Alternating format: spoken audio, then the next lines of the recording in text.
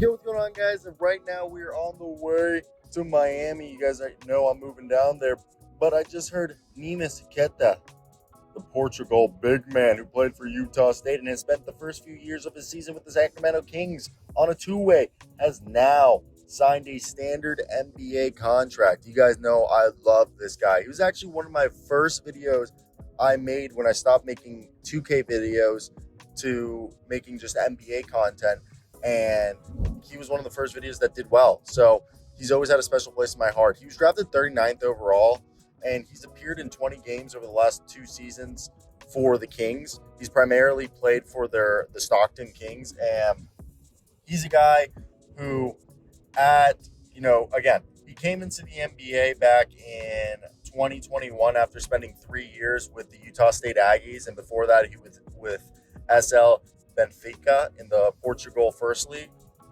And with the Stockton Kings, last year he averaged 17 and a half, almost 18 points, almost 9 rebounds, about 3 assists a game, okay?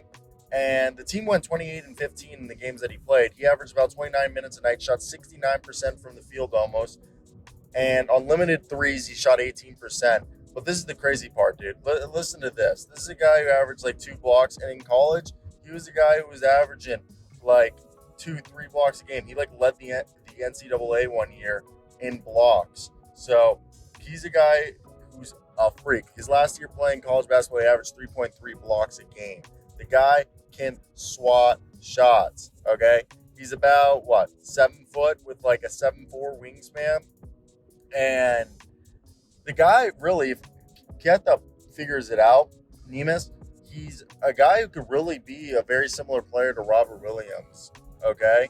In terms of like what he brings. He's a long, good size, moves well, does have a little bit of a heavy foot, but he's got great drop coverage, can swat shots, can be a lob threat, and he's not selfish. Like, he has passing ability.